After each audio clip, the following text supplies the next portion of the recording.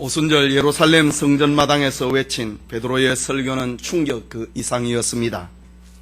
베드로는 오순절에 임한 성령 강림은 우연한 사건이 아니라고 했습니다. 아침부터 사고리의 술에 취한 사람들의 술주정을 하는 것도 아니라고 했습니다. 사람들이 만들어낸 신기한 작품도 아니라고 했습니다. 오순절에 임한 성령 강림은 하나님께서 친히 일으킨 사건이요, 하나님이 약속하신 일이요, 선지자를 통하여서 예언된 사건이라고 강조했습니다. 성령이 충만한 베드로는 청중들을 성경회로 인도했습니다. 베드로는 우리 민족과 국가의 틀을 만들었던 가장 위대한 영웅이요, 믿음의 선진이었던 조상 다윗도 우리가 죽인 예수님에 대해서 예언했다고 합니다. 여기에는 어떤 정치 논리도 없었습니다. 어떤 경제 논리도 없었습니다. 어떤 이데올로기도 없는 순수한 복음 그 자체였습니다. 참으로 기막힌 베드로의 성경 해석이었습니다. 베드로는 예수님의 전생애에는 성경 예언의 성취라고 했습니다. 그러나 어리석게도 우리는 성경대로 하나님이 보내신 메시아를 십자가에 못 박아 죽였다고 합니다. 그러나 하나님께서 성경대로 예수님을 사망의 고통에서 살리셨다고 했습니다. 십자가에 못 박은 예수를 하나님이 우리의 주와 그리스도가 되게 하셨다. 이 일에 우리 모두는 다 목격자요 증인이지 않느냐라고 외쳤습니다. 성령이 충만한 베드로의 설교는 모든 성경을 그리스도 중심으로 해석하는 설교였습니다. 설교의 중심 내용은 예수 그리스도의 죽으심과 부활이었습니다. 우리는 그리스도의 죽으심과 부활에 어쩔 수 없는 증인이 되었다라고 했습니다. 이런 베드로의 설교는 듣는 순간에 예루살렘 성전 광장에 모인 모든 사람들의 마음을 충격의 도가니로 몰아넣었습니다. 지난 시간에 받은 말씀입니다. 오늘 읽은 본문은 베드로의 설교의 결론이자 그 열매입니다.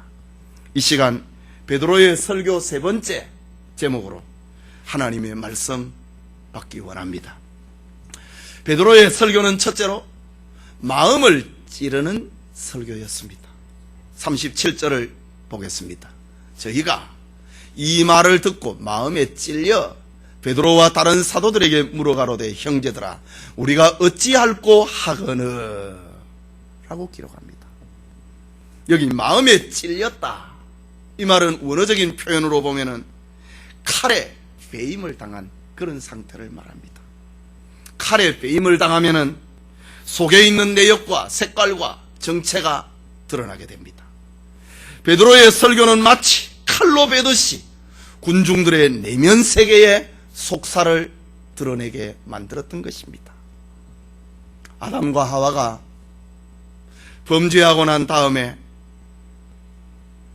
나뭇잎으로 자신의 벌거벗은 몸을 가렸듯이 죄 아래 놓인 사람들의 본성은 끊임없이 자기를 숨기려고 합니다. 덮고 또 덮으려고 합니다. 자기 영혼과 자기 내면 세계에 수없이 많은 잡스러운 것들을 체면으로 덮으려고 하고 교양으로 가립니다. 그리고 순수하고 위선이 없는 사람처럼 나타내기를 좋아하는 것이 사람의 본성입니다. 그러나 하나님의 말씀 앞에는 사람의 내면 세계가 숨길 수가 없는 것입니다. 하나님의 말씀의 능력은 어떤 예리한 칼과도 비교할 수 없는 찌르고 쪼개는 능력을 가지고 있습니다. 하나님의 말씀 앞에서 인생들은 벌거벗은 것 같이 드러나고야 마는 것입니다.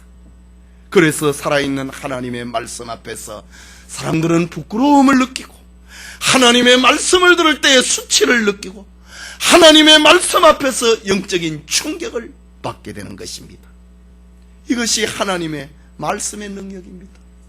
오늘 본문에 등장하고 있는 베드로의 설교를 들을 때에 수많은 군중들이 그 설교의 말씀에 자기의 속이 드러나게 되었다. 마치 칼에 베임을 당하면 그 정체가 드러나는 것이, 속살이 드러나는 것처럼, 속이 드러나는 것처럼 하나님의 말씀을 들을 때에 사람들이 그 속이 드러나게 되었다 라고 합니다. 우리가 예배를 드리고 설교를 듣다가 보면은 목사님이 왜 내 얘기를 하시지? 누가 갖다 일러줬는가? 그런 경우가 있습니다. 어떻게 나를 아시고 목사님이 저렇게 저 말을 하고 있는 것이지? 그렇게 추측을 할 때가 있습니다. 그러나 여러분, 누가 여러분의 이야기를 저한테 일러 바친 게 아닙니다. 목사가 다 알고 말하는 것도 아닙니다. 그것은 바로 하나님의 말씀이 여러분을 찾아가는 것입니다. 성령이 여러분의 마음을 살피고 있는 것입니다. 오늘 베드로의 설교를 듣고 있는 군중들이 그랬습니다. 저들은 오순절에 임한 성령 강림을 조롱했던 사람들입니다. 성령의 역사를 사골의 술에 취한 사건으로 보았던 사람들입니다. 저들은 성령을 무시했습니다. 아니, 성령을 슬프게 했던 사람들입니다. 뿐만 아니라 저들의 마음이 찔린 본질은 예수님의 십자가 사건 때문에 그랬습니다. 저들 모두는 예수님이 하나님의 아들이고 군중들을 선동을 하다가 재판에 넘겨졌고 결국 거짓 선지자로 판정이 되어서 마땅히 죽은 사람이라고 저들은 그렇게 생각했습니다. 뿐만 아니라 지금 성전에 모여있던 군중들 중에는 무려 15개국에서 오순절을 지키기 위하여서 예루살렘을 찾아왔던 경건한 유대인들입니다. 예수님의 십자가 사건과 오순절은 50일간의 차이가 있습니다.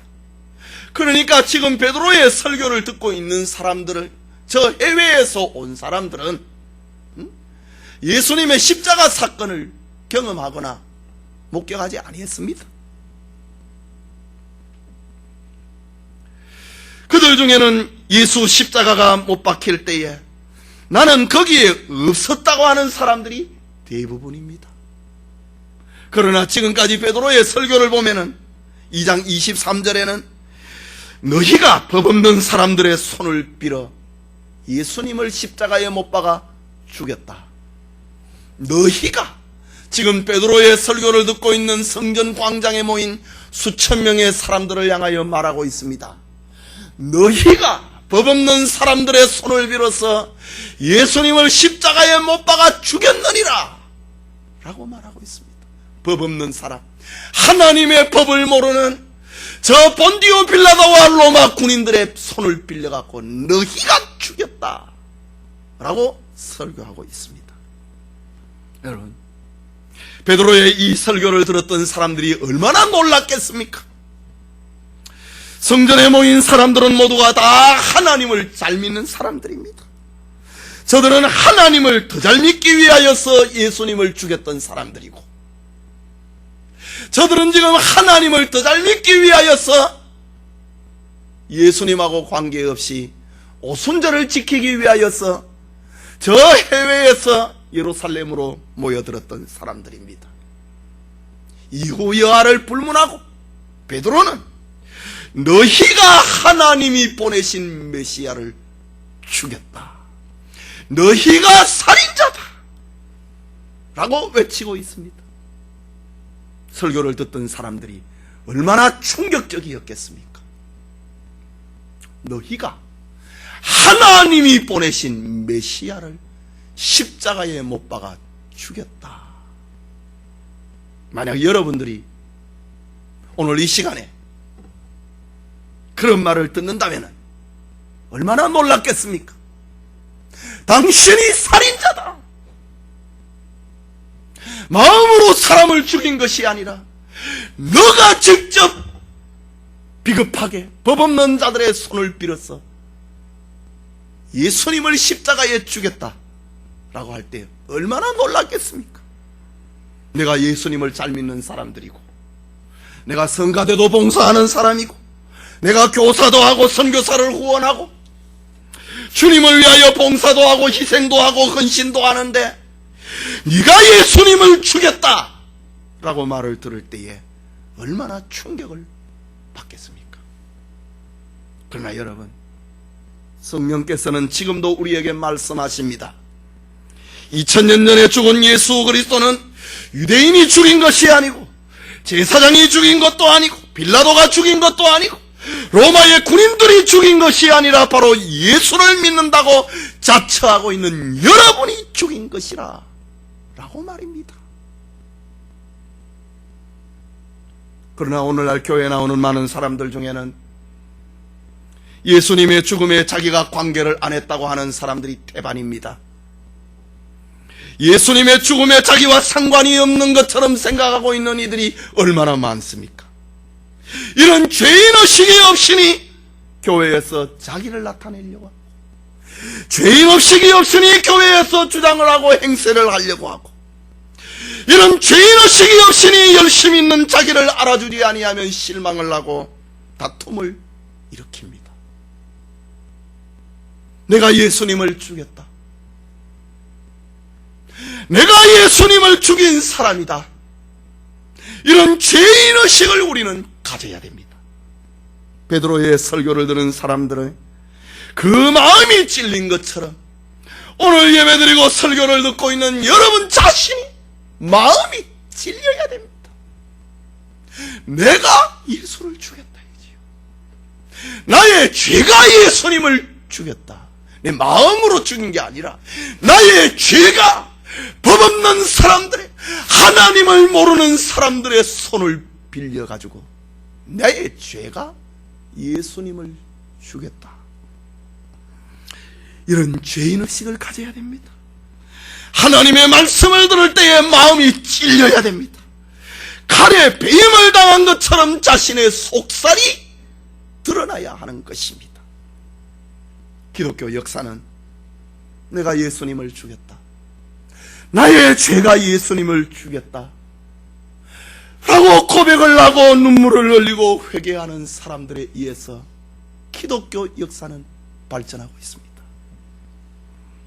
나의 죄가 예수님을 죽였다고 하는 사람들에 의해서 용서의 은혜가 임하고 구원의 역사가 임하고 성령의 역사가 지금까지 일어나고 있는 것입니다. 하나님의 말씀이 지금 이 시간에라도 여러분의 마음을 찌르는, 하나님의 말씀을 들을 때 여러분의 속살이 드러나는, 우리의 죄성은 덮고 감추고 숨기려고 하지만은 하나님의 말씀이 좌우의 날쌘 검과 같은 하나님의 말씀이 여러분의 속살을 드러내는, 여러분이 죄인임을 고백하게 만드는 그런 성령의 역사가 있기를 소원합니다. 베드로의 설교는 둘째로 죄를 회개하게 만드는 설교입니다. 본문 37절을 후반부를 보면은 저희가 이 말을 듣고, 후반부에 베드로와 다른 사도들에게 물어 가로되 형제들아 우리가 어찌할꼬 하거늘. 여기 우리가 어찌할꼬, 이 말은 강한 죄책감에서 오는 말입니다. 죄책감에서 오는 탄식이, 형제들아 우리가 어떻게 하면 좋겠는가. 성령의 역사는 대가를 치르지 아니하는 감상주의의 은혜가 아닙니다. 십자가의 고난을 거부하는 구원은 성령의 역사가 아닙니다. 오늘 본문에서 들려주고 있는 진정한 성령의 역사는 어찌할꼬 라는 대가를 치러야 되는 것입니다. 대가를 통과하는 것입니다. 십자가를 통과하는 구원의 역사를 말하고 있습니다. 어떻게 하면 내가 구원을 얻을 수 있겠는가? 자기를 포기하는 경험 속에서 하나님의 능력을 체험하는 구원을 말합니다. 자기를 포기하는 가운데서 자유와 기쁨과 평화를 맛보는 구원을 말합니다. 그러나 오늘날 한국교회 성도들의 비극이 무엇입니까? 어찌할꼬라는 죄의 탄식이 사라져버렸다는 사실입니다. 지난날 우리 믿음의 선배들이 오늘의 한국교회를 이루기까지 어찌할꼬 하는 탄식 속에서 오늘의 한국교회를 이루었는데, 그러나 현대인들은, 현대의 교인들은 십자가를 잃어버렸습니다. 십자가를 짊어지지 아니하고 복받으려고 합니다. 십자가 없는 부활의 영광을 맛보려고 합니다. 여러분, 십자가가 없는, 눈물의 고통과 회개가 없는, 어찌할꼬 하는 탄식이 없는 구원은 가짜 구원입니다. 가짜 구원 말이지요. 오늘 본문에서 나타나고 있는 어찌할꼬 라는 이 문맥에서 나타나고 있는 의미가 무엇입니까? 베드로의 지금 칼처럼 찌르고 있는 베드로의 설교를 듣고 있습니다. 너희들이 예수님을 법 없는 사람들의 손을 빌려갖고 십자가에 못 박아 죽였다. 가슴이 찔렸습니다. 숨길 수 없게 됐다는 말입니다. 하나님의 말씀 앞에 자신들의 죄의 정체가 드러나고 말았다는 말입니다. 어디 도망갈 수도 없고 피할 수도 없게 되었다고 하는 말입니다. 여러분, 돈이 있는 사람은요, 어찌할꼬 탄식 안 합니다. 그 돈이 다 떨어지고 없어져야 탄식합니다. 건강한 사람은 자기 몸을 보고 어찌할꼬 탄식하지 않습니다. 딱 죽을 병에 들려야 어찌할꼬 탄식합니다. 우리 성경에 등장하고 있는 광야교회 지도자였던 모세는 자신이 무너지고 자기가 끊어질 때에 어찌할꼬라는 탄식을 했습니다. 그의 애굽에서의 생활은, 공주의 아들로서의 성장하는 그의 생활은 혈기와 자신감의 충만이었습니다. 불가능이 없는 그의 생애였습니다. 그래서 그는 살인까지도 해버렸습니다. 그러다가 그는 죄인이 되어서 왕궁을 떠나 40년 동안 말 못하는 짐승들과 함께 광야에서 살았습니다. 그 세월은 철저하게 자기는 아무것도 아니라고 하는 것을 깨닫는 시간이었습니다. 나의 지식이, 애굽의 왕궁에서 배웠던 나의 지식, 나의 인간관계, 나의 능력, 나의 인간적인 배경, 그것은 아무것도 아니다. 지나가는 구름과 같은 그런 것이었다. 그것을 깨닫는 시간이 광야 40년의 모세 생애였습니다. 그러던 어느 날 그는 호렙산에서 여호와 하나님을 대면합니다. 하나님은 모세에게 말씀하십니다. 너는 내 백성 이스라엘 백성을 애굽에서 인도하여 내라 라고 말씀하십니다. 이 음성을 들었던 모세가 한 말이 무엇입니까? 할렐루야, 감사합니다. 그 말 아닙니다. 내가 누구건데 바로에게 가고, 내가 누구건데 이스라엘 자손을 애굽에서 인도하여 내리이까, 그 말이었습니다. 이것이 모세에게 있어서 자신이 무너졌고 자기가 끊어졌고 자기가 깨어져 버린 어찌할꼬의 상태입니다. 내가 어떻게 그 일을 할 수가 있습니까? 자기를 내려놓았던 모세의 모습입니다. 오늘 이런 고백이 오늘 예배를 드리고 설교를 듣는 여러분에도 있기를 바랍니다. 우리는 자주 우리 신앙의 본래로 돌아와서 천부에 의지 없어서 손들고 옵니다. 이런 고백을 해야 됩니다. 이런 기도를 해야 됩니다. 열심히 교회 나갔고 열심히 헌금했고 열심히 기도했고 열심히 주님을 위해서 살았다고 하지만은 하나님 내 심령 깊은 곳을 보면 나는 아무것도 아닙니다. 나는 위선입니다. 나는 형식입니다. 나는 가식입니다. 내 영혼은 여전히 갈급합니다. 나는 껍데기 크리스찬입니다. 나는 어떻게 하면 좋습니까? 하나님 앞에서 우리의 본래로 돌아와서 이런 통회와 자복이 필요하다고 하는 것입니다. 오늘 본문에 어찌할꼬 외치는 군중들을 향하여서 베드로는 말을 합니다. 38절입니다. 베드로가 가로되 회개하여 각각 예수 그리스도의 이름으로 세례를 받고 죄 사함을 받으라. 그러면 성령을 선물로 받으리니 라고 기록합니다. 베드로의 대답은 회개하라고 하는 것입니다. 지금 가슴을 치고 있는 사람들입니다. 눈물을 흘리고 있는 사람입니다. 마음의 찔림을 받아가지고 속살이 드러나고 있는 사람들을 향하여서 회개하라고 합니다. 여러분, 그렇다면은 눈물 흘리는 그것이 회개가 아니라는 말입니다. 가슴을 친 그게 회개가 아니라는 말입니다. 어쨌든 베드로는 지금 회개하라고 외칩니다. 그러나 베드로의 이 말이 너 회개 아니하면 죽어 라는 공갈이 아닙니다. 협박이 아닙니다. 무섭게 하는 것이 아니라 성령의 부드러운 음성으로 여러분, 우리에게 구원의 길이 있습니다. 우리의 죄를 용서받을 수 있는 길이 있습니다. 그것은 회개하는 것입니다. 사랑의 회개를 외치고 있는 베드로입니다. 여러분, 회개하여 죄 사함을 받아라. 이것이 기독교의 최대 복음입니다. 회개하여 죄 사함을 받아라. 이것은 기독교만이 가지고 있는 구원의 복음입니다. 구원은 회개로부터 시작이 됩니다. 세례도 죄 용서도 회개로부터 시작이 됩니다. 성령의 충만도 회개로부터 시작이 됩니다. 그래서 오늘 말씀에 회개하여 각각 예수 그리스도의 이름으로 세례를 받고 죄 사함을 받으라. 그리하면 성령을 선물로 받으리라. 39절에 그리하면 우리가 구원 얻는다.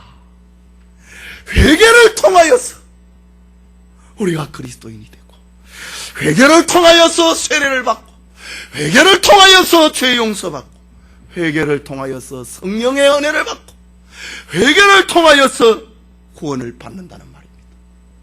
회개가 없이는 구원이 없습니다. 회개 없이는 성령의 임함도 없습니다. 앞서 말씀드린 것처럼 가슴을 치는 것이 회개가 아닙니다. 옷을 찢는 것이 회개가 아닙니다. 내가 잘못했다고 인정하는 것이 회개가 아닙니다. 회개라고 하는 것은 거기에 머무르지 아니하고 거기에서 나오는 것입니다. 거기에서 탈출하는 것입니다. 하나님을 향하여 가는 것, 그것이 회개입니다. 지금 베드로의 설교를 듣고 있는 유대인들은 지금 유대교라고 하는 배를 타고 있습니다. 유대교라고 하는 기차를 타고 있습니다. 예수님을 십자가에 못 박아 죽인 그 배를 타고 있다 이거지요. 그래서 나와야 된다 이 말입니다.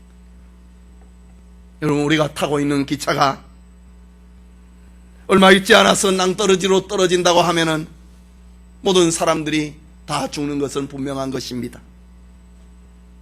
그렇다면은 어떻게 해야 되겠습니까? 무슨 수를 서서든지 그 기차를 멈춰야 되고, 무슨 수를 서든지 거기에서 내려야 되는 것입니다. 그게 회개입니다. 여러분, 여러분의 좌석이 1등 좌석이든 아니면은 2등 인생을 살아가는 2등 좌석이든, 그렇지 않으면은 사고려 입석이든, 자신이 살고 있는 집이 비싸고 벌어놓은 돈이 많아도 낭떠러지를 향하여 가고 있는 그 기차에 타고 있는 이상, 지옥을 향하여 따름질하고 있는 그 차에 타고 있는 이상, 그게 무슨 소용이 있겠습니까? 사람들은 영문을 모른 채 지옥의 문을 향하여 달려가고 있는 것입니다. 그렇기 때문에 사단은 어떻게 해서든지 지옥행으로 달리는 열차에서 내리지 못하게 합니다. 하나님의 말씀을 듣지 못하게 만듭니다. 마음에 찔리지 않도록 만듭니다. 배임을 당하면 거기에 미워버립니다. 한쪽 길을 들으면 즉시 잃어버리게 만듭니다. 떨어진 씨앗이 살이 나지 못하도록 주워 먹어버립니다.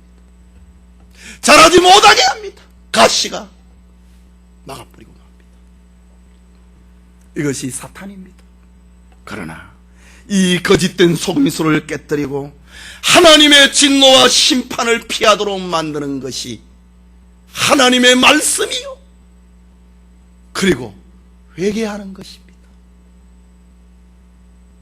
오늘 여러분들이 모든 것을 다 버려서라도 회개하고 죄 용서를 받고 성령의 은혜를 받아야 될 이유가 바로 여기에 있는 것입니다.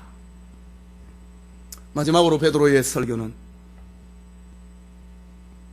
설교의 열매는 교회를 세우는 것입니다. 41절 42절 말씀입니다. 우리 같이 읽읍시다. 그 말을 받는 사람들은 세례를 받으매 이날에 제자의 수가 3,000이나 더하더라. 저희가 사도의 가르침을 받아 서로 교제하며 떡을 떼며 기도하기를 전혀 힘쓰니라. 받는 사람들은, 안 받는 사람도 있다는 말이지. 받는 사람들은 세례를 받으매 이날에 제자의 수가 3,000이나 더하더라. 이 말을 받는 사람들은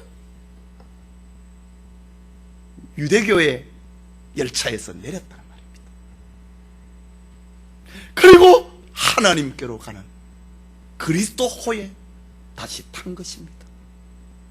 여러분, 이게 회개입니다. 회개입니다. 차 안에서 울며 불며 하면 뭐합니까? 가슴을 치고 옷을 찢으면 뭐합니까? 그대로 가는 겁니다. 거기에서 내려야 됩니다. 저 유대교 호에서 내려서 예수호로 갈아타는 것, 그것이 회개입니다. 베드로의 설교에 성령님이 강력하게 역사했습니다. 결과는 상상하지 못할 일이 벌어졌습니다. 그날에 자신들의 죄를 회개하고 세례를 받고 예수님의 제자가 되기로 한 자가 3,000명이나 되었다. 폭발적인 회개 운동입니다. 그런데 여러분, 사도행전 7장에 보면은 베드로가 한 설교하고 똑같은 설교를 더 감동적이고 더 실제적인 스데반의 설교를 들었을 때에 사람들은 이를 갈았다. 돌을 들었다. 저놈 죽여야 되겠다. 그래서 스데반을 죽였습니다. 똑같은 설교인데도 지금 베드로의 설교를 들었을 때에 회개 운동이 일어났다. 이제 예수님을 구주로 믿기로 한 사람들이 함께 모였습니다. 저들의 모인 것은 경제적인 이유가 아닙니다. 지난날 예수님에 대해서 생각을 하였던 유대 나라의 회복 독립운동을 위하여서 모인 것이 아닙니다. 정치적인 이유 때문이 아니었습니다. 효과적인 인간관계를 갖기 위하여서 모인 것도 아니었습니다. 믿는 자들은 한 공동체를 이루었는데 그것이 바로 예루살렘 교회입니다. 모인 저들은 사도들의 가르침을 받았습니다. 하나님의 말씀은 사람이 몇 개월 몇 년 배운다고 해서 다 아는 것이 아닙니다. 하나님의 말씀은 들을수록 새롭고 은혜로운 것입니다. 그래서 날마다 모였다고 합니다. 어제 들었는데 아이고 좀 한 주간 있다 가지. 이 사람 뭘 그래 교회를 자주 가느냐. 적당하게 가지. 그게 아닙니다. 하나님의 말씀은 들을수록 좋다 이거지. 들을수록 즐거움이 오고 하나님의 말씀은 들을수록 세상이 가져다주는 기쁨과 달랐다는 것입니다. 누가 시킨 것이 아닌데도 저들은 날마다 모였다. 사도들이 전한 말씀은 저들을 새로운 사람으로 변화시켰습니다. 진리의 사람으로 변화시켰습니다. 성령의 사람으로 변화시켰습니다. 하나님의 말씀은 저들을 예수 증인으로 변화시켰습니다. 하나님의 말씀은 저들을 그리스도인으로 변화시켰습니다. 저들은 서로 교제했습니다. 사랑의 떡을 떼었습니다. 기도하기를 힘썼습니다. 아름다운 교회를 만들었다는 말입니다. 이것이 예루살렘 교회의 모습입니다. 여러분, 교회사를 보면은 로마 가톨릭이 주장을 하였던 중세 천년의 긴 세월 동안 하나님께서 교회에 성령의 역사를 거두어가 버린 것만 같은 시대가 중세 천년입니다. 그 시대를 분석을 하면 교회는 완전히 말라 비틀어져 버렸고, 성도들의 신앙은 깊은 병이 들어서 너무나도 비참한 상태로 방치되어 있었습니다. 이유는 사람들이 교만해서 하나님의 말씀의 소중함을 모르고 다른 것을 붙들었기 때문입니다. 참된 교회는, 건강한 교회는 그동안 붙들어오던 인본주의 요소들을 다 버리고 하나님의 말씀을 붙들 때에 건강한 교회가 되는 것입니다. 이때에 성령의 역사가 왕성해지는 것입니다. 하나님의 말씀을 붙들 때에 성령의 역사가 왕성해집니다. 믿음 생활에 과거를 가지신 분들이 있습니까? 언제 가장 뜨거웠다고 생각을 합니까? 하나님의 말씀을 사모했을 때입니다. 그것은 변함없는 진리입니다. 교회사에서 하나님의 말씀이 왕성했을 때는 가장 은혜가 충만하였고, 가장 하나님의 말씀을 선한 일을 많이 했고, 선교사를 파송을 했습니다. 지금도 여러분이 하나님의 말씀을 붙들면, 지금도 하나님의 말씀이 바로 선포되면 성도들은 은혜를 받고 아름다운 교회를 세우는 것입니다. 지금도 성도들이 하나님의 말씀을 깨닫고 은혜를 받으면 동질의식을 가지게 됩니다. 서로 사랑하게 됩니다. 기도하는 일에 힘쓰게 됩니다. 선한 일에 힘쓰게 됩니다. 하나님의 말씀을 붙들지 아니하면 자기가 나옵니다. 그러나 하나님의 말씀을 붙들면 서로 사랑하게 되고, 기도하게 되고, 선한 일에 힘쓰게 되고, 그리스도의 증인으로 살게 되는 것입니다. 여러분, 그것이 참된 교회입니다. 영적 즐거움을 맛본 사람은 세상의 즐거움이나 자랑이 얼마나 하찮은 것임을 알 것입니다. 예배드리는 성도 여러분, 응급실에 가면은, 또 중환자실에 가보면은 갖가지 병으로 정상적인 생활을 하지 못하고 병들어 누워있는 환자들을 보게 됩니다. 이것은 오늘의 교회도 마찬가지입니다. 교회 안에도 세월이 흐르다 보면은 영적으로 병든 사람, 장애인들이 발생합니다. 교회에 병든 사람, 교회의 장애인들이 누구인가? 그것은 하나님의 말씀을 붙들지 아니하고 진정한 회개가 없이 탓성에 젖어서 오랫동안 교회를 나는 떠나지 않았던 사람이다. 그걸 붙드는 사람. 하나님의 말씀이 아닌 세상의 힘과 재력과 재능을 붙드는 사람, 병든 사람입니다. 하나님의 말씀에 감동 없이 십수년 동안 교회 다닌 것을 붙들고 있는 사람, 그가 병든 교인이요, 그가 식물 교인입니다.